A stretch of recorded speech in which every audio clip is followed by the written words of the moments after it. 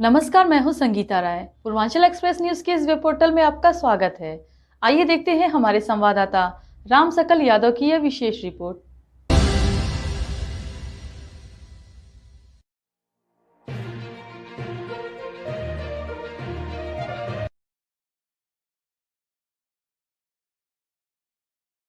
आजमगढ़ जिला में भाजपा के पूर्व सांसद एवं भोजपुरी अभिनेता दिनेश लाल यादव उर्फ निरहुआ अपने जन्मदिन के अवसर पर पहुंचे।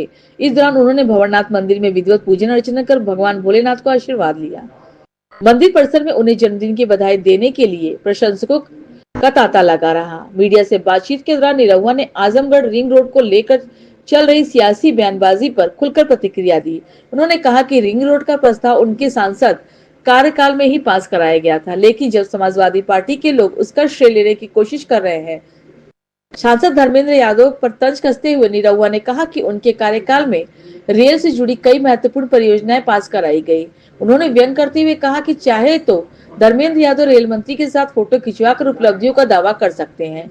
वहीं अखिलेश यादव द्वारा भाजपा पर वोट कटवाने पर लगाए गए आरोपों पर पलटवार करते हुए निरहुआ ने कहा कि एसआईआर प्रक्रिया के तहत फर्जी वोटरों के नाम सूची से हटाए जा रहे हैं और इसे राजनीतिक रंग देना गलत है। संभल में हुई बुलडोजर कार्रवाई को लेकर पूछे गए सवाल पर निरहुआ ने कहा कि सरकार जाति और धर्म के ऊपर उठकर जनता के हित में काम कर रही है और कानून के तहत कार्रवाई की जा रही है। निरहुआ ने दावा किया कि उनके प्रयासों से आजमगढ़ में विकास की नई गति मिलेगी और आने वाले समय में जनता को आधुनिक सुविधाओं का लाभ मिलेगा। नहीं, चाहे वो अखिलेश यादव जी हों, चाहे वो ममता बनर्जी जी हों, सबकी एक ही चिंता है कि जिस तरह से जनता के लिए हमारी सरकार काम कर रही है, जनता जो है प्यार आशीर्वाद दे रही है भारतीय जनता पार्टी को। हम लोग महाराष्ट्र भी जीत लिए, हम लोग बिहार भी जीत लिए, अब हम लोग बंगाल भी जीतेंगे, उसके बाद आके उत्तर प्रदेश भी जीतेंगे। तो ये उनकी चिंता है, असली चिंता वो नहीं बता रहे हैं। जिस तरह एआईएम का महाराष्ट्र में प्रदर्शन था, उस हिसाब से अब यूपी में हम लोग तैयारी कर रहे हैं, कैसे देखते हैं? किस चीज का प्रदर्शन है? चुनाव का। वैसी वाली पार्टी ने वहाँ अच्छा प्रदर्शन किया बीएमसी के चुनाव को लेके क्या कह रहे हैं वो? उसमें प्रदर्शन उनका अच्छा रहा, उनके बहुत ही ज्यादा सीटें। अच्छा, उन्होंने अच्छा प्रदर्शन किया, ये तो होना ही चाहिए। हर किसी को हक है कि आप जनता के बीच जाइए, उनकी बात करिए, उनके लिए काम करिए। धरातल पे जो काम करेगा उसको तो अच्छा प्रदर्शन मिलेगा ही। तो अगर कोई भी पार्टी, कोई भी नेता, कोई भी कार्यकर्ता जनता के बीच में रह के उनके लिए काम करता है तो ये तो अच्छी बात है, होना चाहिए, करना चाहिए। ठीक ना? इलाहाबाद में बैठ के कह रहे थे कि अकबर की औलाद योगी जी हैं। उन्होंने 40 दिन का सरकार को, योगी जी को अल्टीमेटम दिया है कि गाय को राष्ट्रमाता घोषित किया जाए, नहीं तो भारी विरोध होगा। क्या कहें? देखिए, संत महात्मा जो होते हैं वो अगर कुछ कह रहे हैं तो हम लोगों की इतनी क्षमता नहीं है कि हम उनके बारे में कुछ बोल सकें। वो महात्मा है, संत है। और जो हमारे योगी जी हैं, भले हमारे प्रदेश के मुख्यमंत्री हैं, लेकिन वो भी एक महात्मा है, वो भी संत हैं। तो जब संत के बारे में कुछ बात कर रहे हैं तो उसमें हम लोग कुछ नहीं बोल पाएंगे। ये चैलेंज जो गाय का दिया जा रहा है कि 40 दिन में राष्ट्रमाता घोषित किया जाए, क्या लगता है, क्यों चैलेंज किया जाए?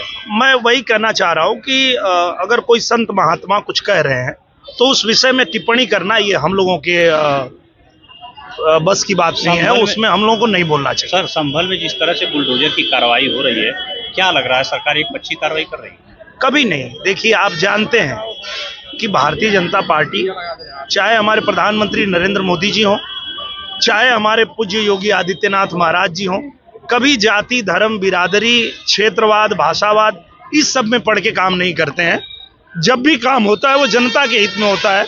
और अगर जनता की जमीन को, जनता के हक के जमीन को किसी ने भी कब्जा किया हुआ है तो उस पर कार्रवाई बुलडोजर की होती है।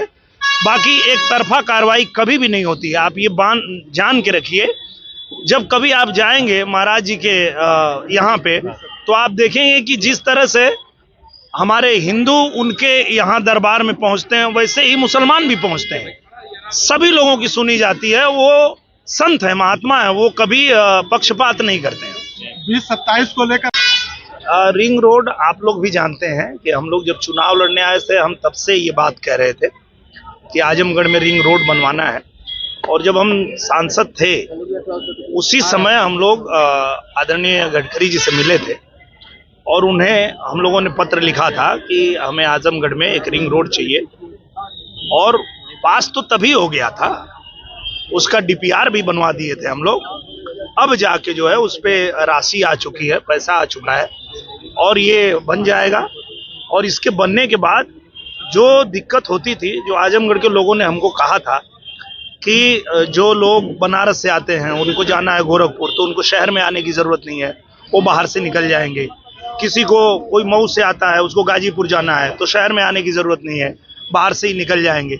इसलिए ही हम लोगों ने ये बनवाने का जो है आग्रह किया था और उसे आदरणीय गडकरी जी ने स्वीकार किया और उन्होंने बजट भेज दिया है। इसके लिए उनको आजमगढ़ की देवतुल्य जनता की तरफ से बहुत आभार व्यक्त। सपा सांसद उनको कहिए कि एक फोटो रेल मंत्री के साथ भी निकलवा लें, क्योंकि हम लोगों ने जो रेल वाला काम पास करवाया है वो भी पैसा आने वाला है। तो हमने इतना जो योजनाएं आजमगढ़ के लिए पास कराई है वो एक एक करके आएगा। तो आजमगढ़ की जनता के लिए हम लोग काम कर रहे हैं और जो योजना हम लोगों ने दिया है सब एक एक करके आएगी। और मुझे लगता है कि धर्मेंद्र जी ने ये बात नहीं कहा होगा, क्योंकि वो जानते हैं कि उन्होंने सोशल मीडिया उन्होंने नहीं, सोशल मीडिया पे भी वो नहीं कहे होंगे, उनके लोग श्रेय लेना चाह रहे होंगे। क्योंकि धर्मेंद्र जी सांसद हैं, उनको इतना तो पता ही है कि उस योजना को किसने दिया, डीपीआर किसने बनवाया, हम लोगों ने गडकरी से पास करवाया। तो वो सांसद हैं, वो इतनी बड़ी गलती नहीं करेंगे कि किसी और का किया हुआ काम खुद श्रेय नहीं लेंगे। हाँ, उनके समर्थक जो हैं वो कोशिश कर रहे होंगे, और कोई बात नहीं है, जनता के लिए काम हो रहा है, आजमगढ़ के लिए काम हो रहा है, आगे भी काम होता रहेगा। उनका वर्जन लगा था कि ये हमने पास करवाया जनता के लिए। कोई बात नहीं है, अभी गडकरी जी को मैं आजमगढ़ लाने वाला हूँ, गडकरी जी खुद ही बता देंगे कि कौन पास करवाया और कौन बनवा रहा है। सर, हम लोग तो लगातार आजमगढ़ में जनता के लिए काम करते हैं, जनता के लिए लगातार हम लोग बने रहते हैं। हमारे पूज्य महाराज जी का जो आजमगढ़ के प्रति प्रेम है वो भी आप लोग जानते हैं। आजमगढ़ में चाहे वो विश्वविद्यालय बनवाने की बात हो, आजमगढ़ में संगीत महाविद्यालय बनवाने की बात हो, पूर्वांचल एक्सप्रेसवे से आजमगढ़ को जोड़ने की बात हो, आजमगढ़ में जो कुछ भी हम लोगों ने मांगा है वो सब कुछ आजमगढ़ को पूज्य महाराज जी ने दिया है। और आजमगढ़ को भी पता है कि जिस तरह प्रधानमंत्री जी और मुख्यमंत्री जी आजमगढ़ को लगातार आगे बढ़ा रहे हैं, तो आने वाले समय में आजमगढ़ में भी कमल खिलेगा। क्योंकि जब कमल खिला था तो आप लोग जानते हैं 15 महीने में ही आजमगढ़ को हम लोगों ने किस तरह से चमकाया था।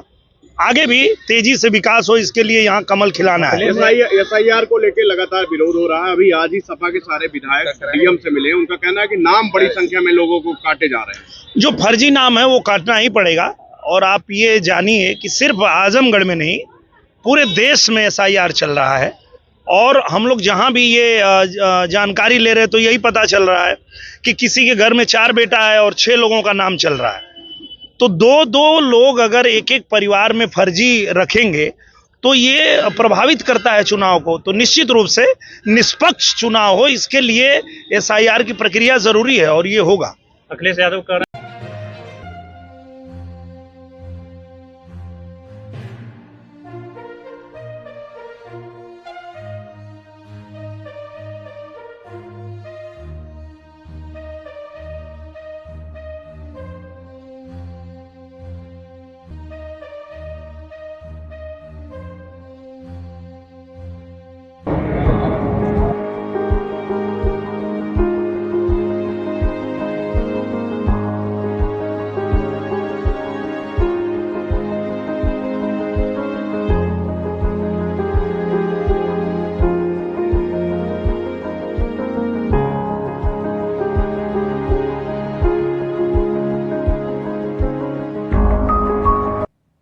अगर आपको हमारी खबर पसंद आई हो तो हमारे चैनल को लाइक, सब्सक्राइब और शेयर जरूर करिए।